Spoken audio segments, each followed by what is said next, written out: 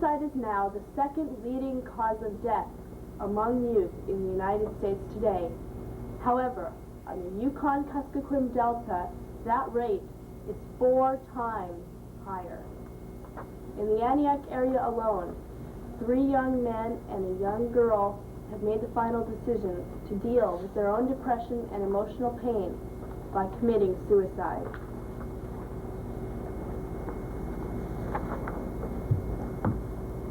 Several others have attempted to end their lives. Although these individuals thought they were alone, their actions affected many others in a very painful and threatening way. One suicide can trigger an epidemic in any community.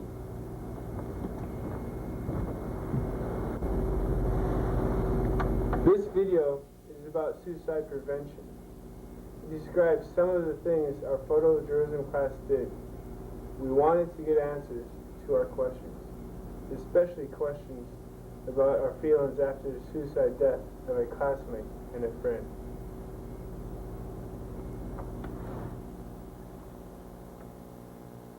Our video describes some of the things that we've learned from people right here in Aniak. People told us about why some people choose suicide and about how we can help friends and about how we can protect ourselves from the pain of grieving friends who saw no other choice.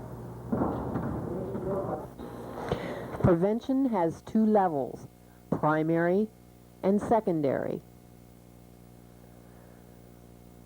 Primary prevention deals with the problems of community psychosocial diseases that might cause an individual to feel chronic depression, cultural self-hate, and a sense of hopelessness. Secondary prevention deals directly with the problems of suicide, depression, crisis intervention, and postvention, or what to do in a community and schools after a suicide to protect others who are at high risk.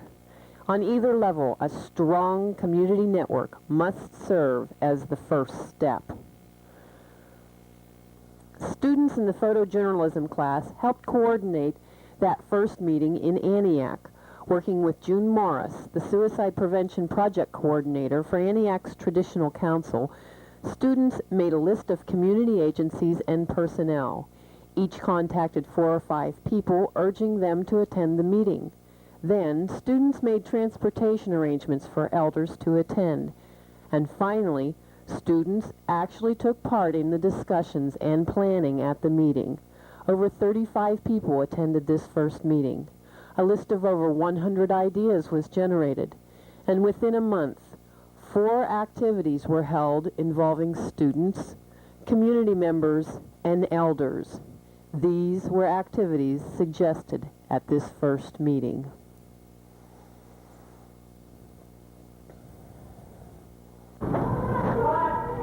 We decided to interview elders first and ask questions about their lives.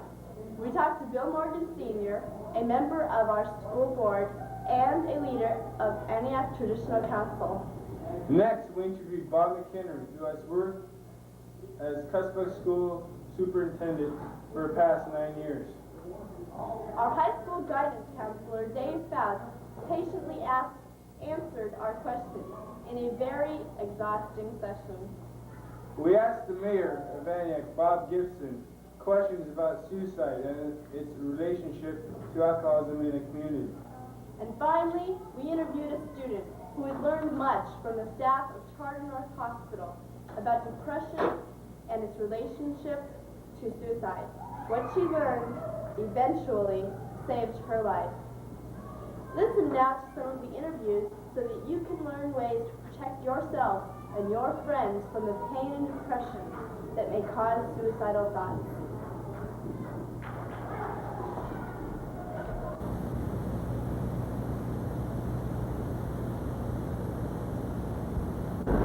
We've never heard of suicide.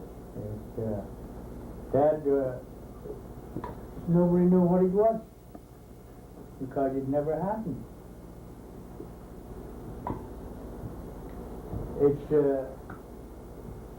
I don't know what's causing it either. This is going too fast, you know.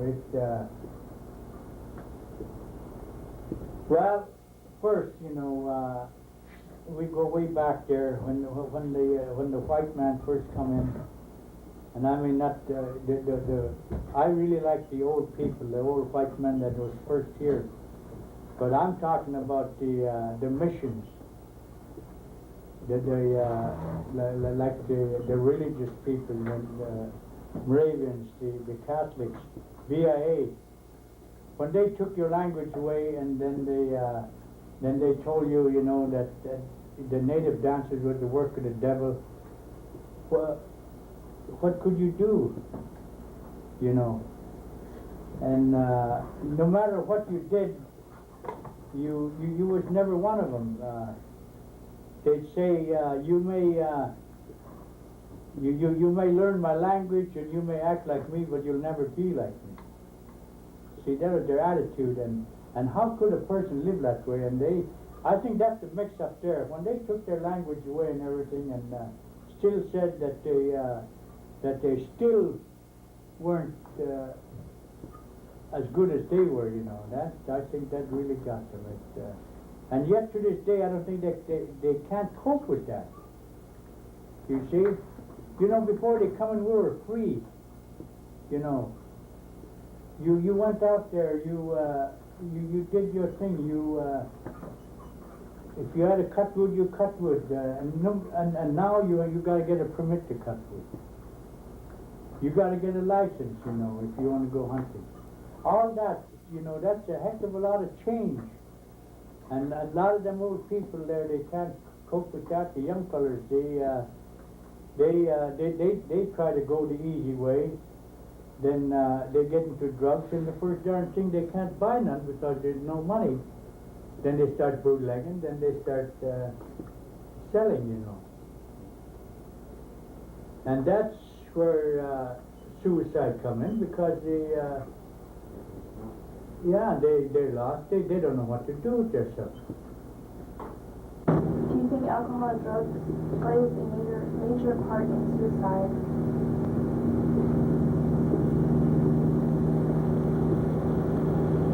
The individuals that I've known that have chosen to go with suicide are the people that I've worked with, both clinically and otherwise. Some psychology work that I've done. We're almost always involved with alcohol abuse or drugs, either prescription drugs or illegal drugs. People that were in pain. Bob Gibson, Mayor of Aniak. The suicides that we've experienced recently here, is that what you're talking about? Yes, sir. It means that some people were very, very depressed, and they felt that they had no reason to go on living. It seems to me that they may have felt that they were cut off from support systems, that is, people who cared about them, and a community where they had a place. They felt cut off from these things. It's hard to know what goes on in the mind of a person who's desperate enough to take that last step, but I would guess that those must have been the feelings if they wanted to leave in the way they did. 3 components of secondary prevention should include an inoculation program, crisis intervention, and plans for postvention. Just as we all got smallpox shots when we were young to inoculate us against a terrible disease, schools too can inoculate students from the devastations of suicide through a suicide prevention curriculum and a strong community-based network. Such a program can train students in the correct way to intervene in a crisis. Hi, my name is Jonas Simeon. This is Teal Robertson. We're here interviewing our counselor Dave Faust from Aniak High School. What can students do to help other students in thinking of something or suicide? Be there to share with them. Most times people that I talk to, and there's been about 10 this year from the different villages who have thought of suicide, and usually one thing that prevents them is there's 1 or 2 or 3 people that they care for that stops them from committing suicide. When I'm talking with a student, I find out they're having a lot of pain. I try to find out where's the pain going, and then I try to find out who are your friends, who can you talk to, who's your support group. Someone says they don't have a support, then I really get nervous for them. If someone has a support, to have one person out there that can listen to them, then I feel a little bit better. You can mean a lot difference between life and death for a person. Not to put that responsibility on you exactly, but you can do a tremendous amount just by opening up your heart to somebody and being there for them. Should like if a troubled kid goes to his friend, should he be the counselor, or should that kid go to a professional? You should do whatever you can. You should realize your limitations. Like when I have someone who is really disturbed, I'd rather they go to a mental health counselor, someone who is trained specifically in mental health for the guidance and counseling. If they won't go, then I do what I can and keep an idea on what my limitations are. If you're a friend of somebody, realize what your limitations are. If you came and said, Dave, I want to kill myself, I got to understand I can't make that decision for you. I have to start to understand what can I do for Teal. If a friend comes to you and says, I want to kill myself, you have to think, what are my limitations? Who can I get them to? Who can I notify? And what can I offer? And then you have to be very honest with yourself. What do you want to offer? If you just want to scream counselor, then you're offering that much. But if you want to be a friend and try to help them relieve some of their pain and try to share some with them, then you can do that for sure. So it can be turned around, but it has to be done on a people level with the help and support from community institutions such as the schools, the clinic, counseling center, state agencies, public health service. Now, as far as suicide is concerned, I think I've already touched on that. We need to be aware in ourselves and in our compatriots, our friends, what's going on in their lives. And we do not need to leave people feeling alone and isolated in this small community. We're all one people. And it's perfectly okay to intervene in someone's life if you think you can help. By intervening, I don't mean physical intervention. I mean intervening as a person. Going to someone who's depressed or unhappy or abusing alcohol and saying one way or another, I care for you, I want you to be better. How can I help you stop what you're doing? Okay.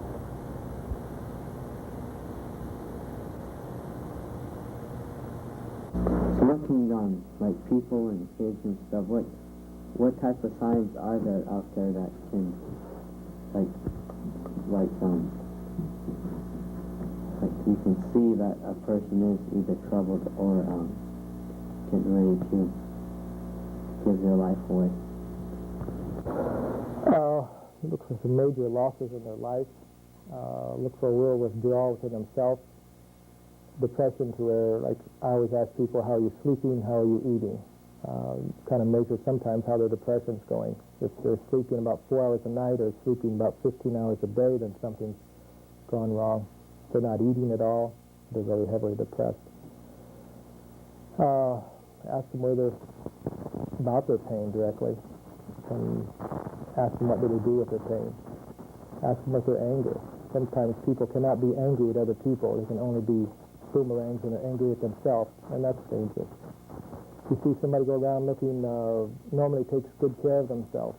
And the next day's on, they're just looking like a slob. They start giving away things as a final sign. Start giving you things, like here, my glasses, I won't need them anymore, or whatever. You're thinking, where's he going? What they're doing is start to detach from the world. When you start to, you're getting depressed, you're cutting yourself off from everything you liked, you're not eating, sleeping right, you're not taking good care of your body, you can't be reached as well. You're starting to detach, you're starting to pull away. And you could see that. If you're close with a friend, you could definitely notice that. And there's been some real sensitive students here who've noticed it to people they haven't been close to and have gone up and talked to them. Generally, people want to live, and if they can feel like there's someone genuinely coming out and saying, hello, can I help? They respond. How would you tell other students to stop thinking about suicide?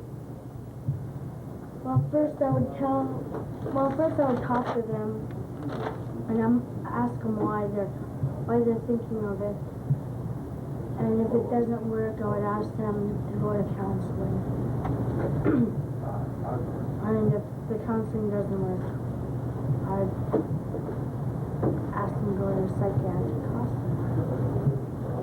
How you found out that you were going to the Tyrone North Hospital, what was your thoughts about it? How I knew I was going? No, not how you know. What was your thoughts about, how did you think it would be? Well, this is my second time that I went there, and the first time it helped for a while, but then after Xenia's death, my self-esteem dropped, and the next morning I woke up and I wanted to commit suicide. But then I instead of the refrigerator, turned to the phone and called Dave Fouts, the high school counselor, and asked if he could come over and talk with me, and he came over and talked with me, and I told him to call Margie and Beverly Horner and ask if I can be sent to Anchorage next morning. Tyrone North.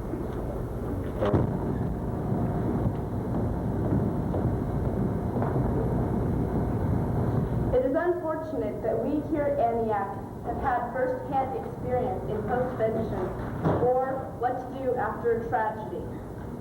We learned how to share our grieving and pain, and how to protect others during that time. Native counselors taught us an ancient method of healing, the talking circle. It helped people with many different feelings be able to share during a very rough time.